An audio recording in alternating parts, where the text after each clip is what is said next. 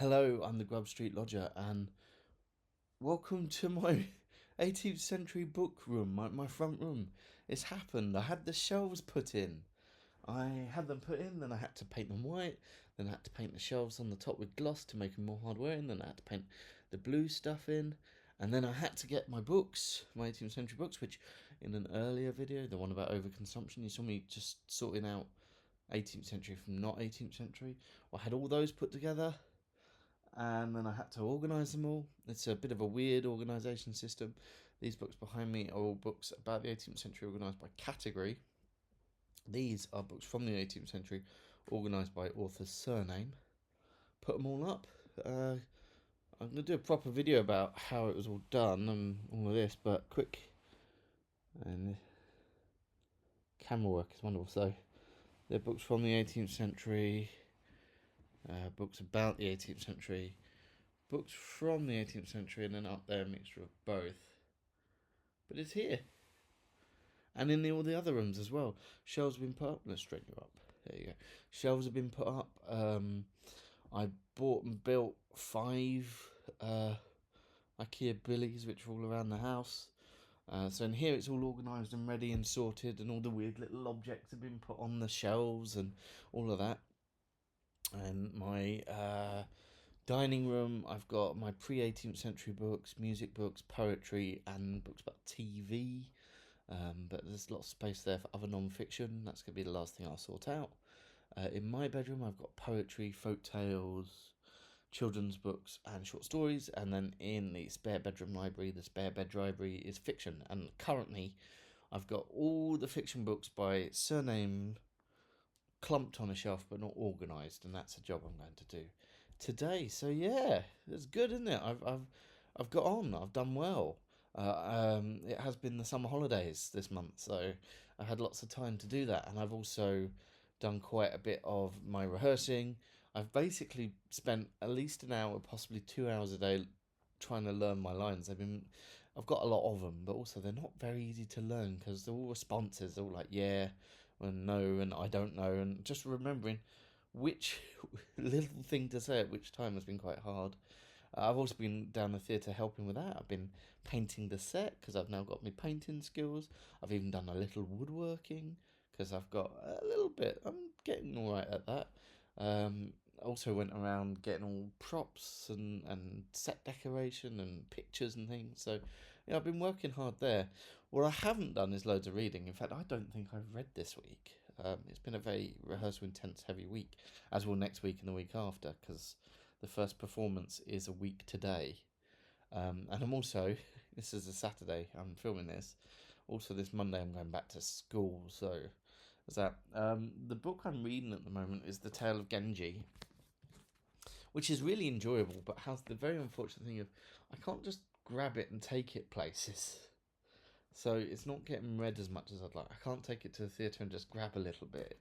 It doesn't work like that. So as a result, I don't have all that many books to tell you about, which feels a shame, really. I'm doing all this to sort out my books, and then I'm not actually getting to read them at the moment. But I will once it's all set up and my real life gets going. So, what did I read?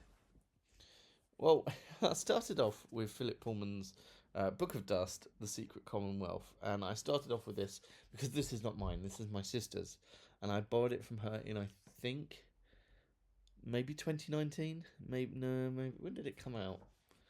She read it, I got it for her, and then she read it when it came out. Let's have a look. So it came out 2019. So yeah, I think she gave it to me then. And even during COVID and that, I never read it because she didn't. She said it wasn't very good, and it's fat, and I wasn't in the mood. But unpacking boxes, I saw it and went, "Oh, I really should give that back to her. I've had it for 6 years." maybe she, maybe she gave it to me a bit later. Maybe she held it off. But I've had it a long time, so I read it. And his dark materials are funny for me because they're principally an analogy and a metaphor, and the story and all that is driven by the metaphor. So you have to engage with it as the analogy, as the metaphor. Otherwise, a lot of what happens and what's in it doesn't quite make sense, I don't find.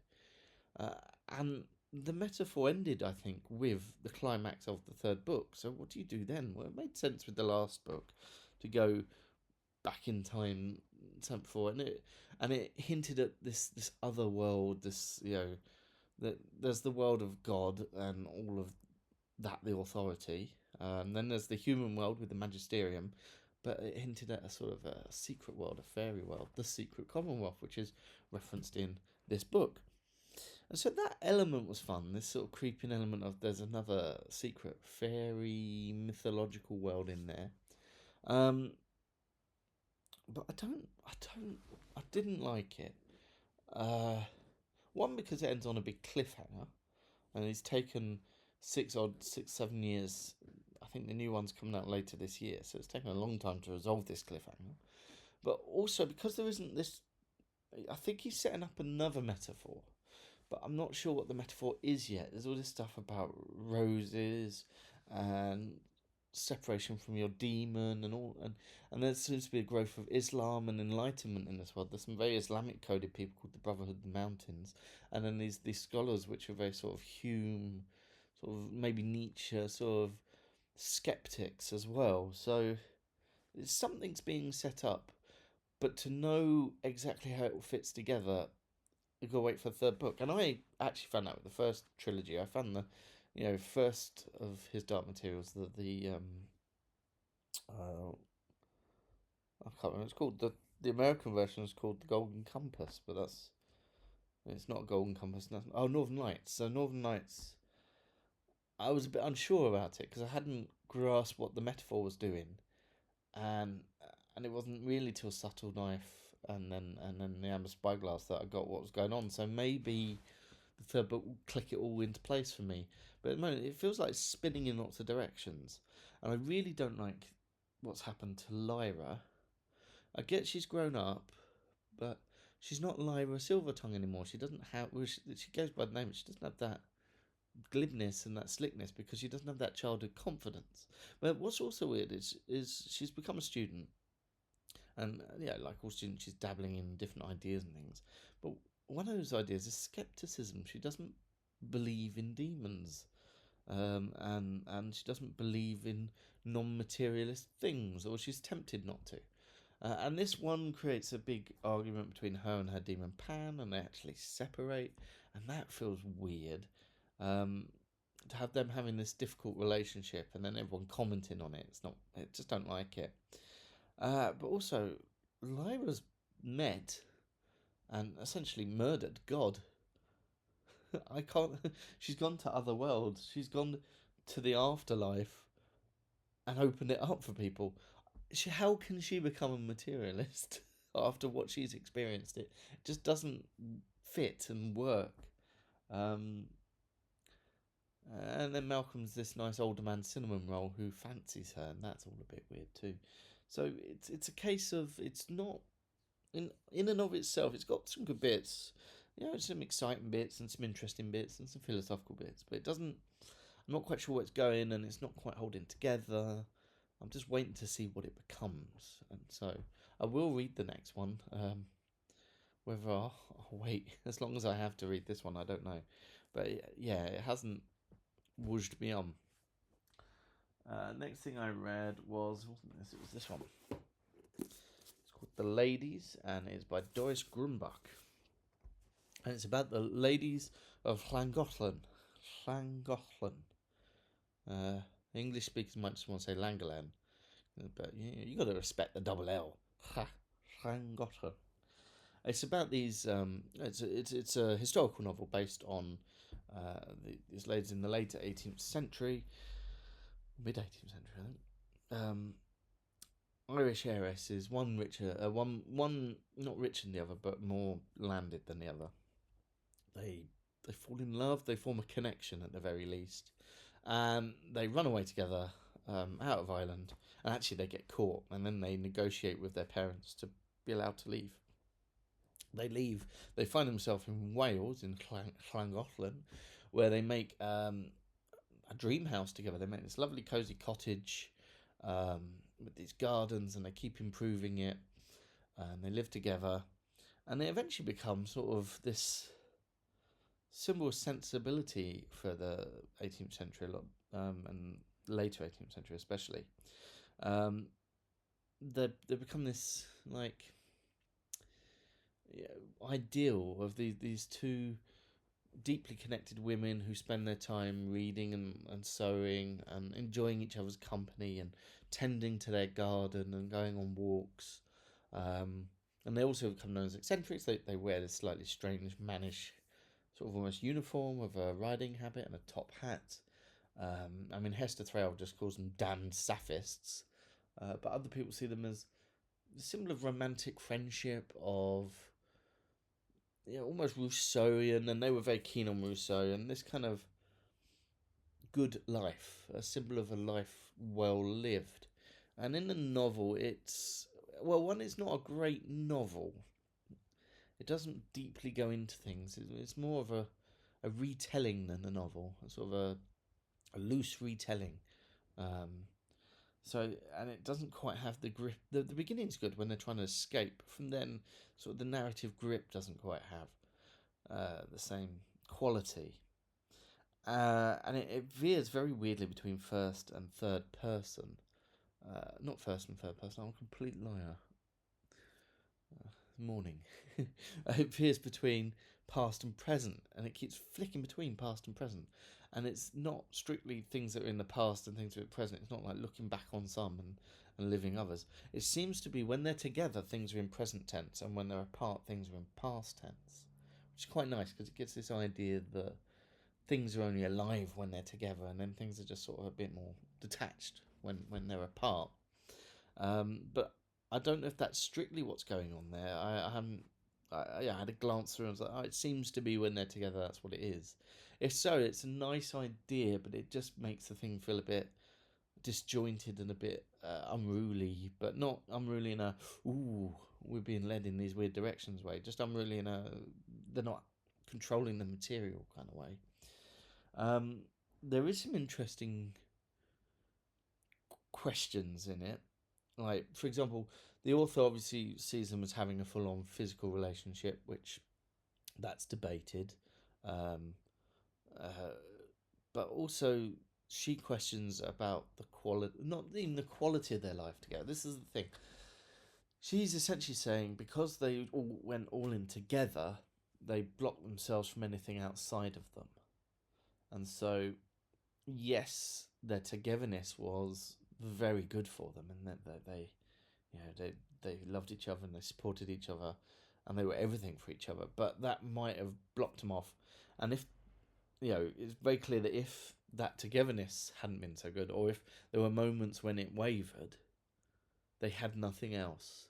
And so it questions whether they're really people to emulate. Ultimately, I have, but ultimately, I would read a good biography of the ladies of Llangollen than that book, because then you're getting all the facts as well. It's not dramatized enough to merit being a fictional retelling with some changes. You need to stick the emotions in there as well. It was a good lesson for the book I'm writing. Keep the emotions, keep the reader feeling like they're reading a novel and not just a retelling of historical events. I think I've got a little bit easy on that because many of my historical events are quite hazy. So we'll see. So the last book I finished this month, actually I finished this maybe even on the 6th or 7th of August. I've been Genjiing for so long, and also I've been reading a lot of poems. Just because I've unpacked all my poetry books, I've been doing some evenings instead of reading Genji, I've been just reading a few poems. Anyway, so the last book I read was Exercise in Style by Raymond Queneau. He was part of the Ulapoo movement, which has Georges Perec, and I quite like the Georges Perec I've read. I didn't much like Exercises in Style.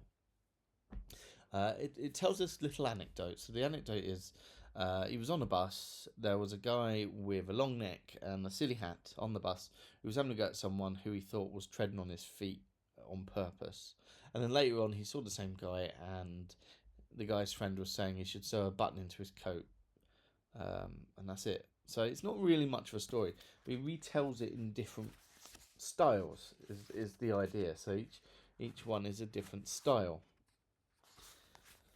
This didn't work for me, and it's not because of what it was trying to do, but because I've read a book which did it better. So, in the 10th century, a guy called Al-Harari wrote this book called, I think it's called a Mi'kmaq. It's been translated recently by a guy called Cooperson into something called Impostures. And it retells this same story about meeting a huckster in town who uses his words to get out of trouble. And it retells it again and again and again. And in the original Arabic, it plays games like this. So in Arabic, there's letters with spots. So all be spotted words, or unspotted words, or spotted, unspotted, unspotted, unspotted, or all these things exploring the structure of Arabic. The translation, obviously, then very difficult to do. So the translator decided the main feature of English is the different registers and the different types of English. So mostly he goes and he does one in like Cockney, one in Scottish brogue, one in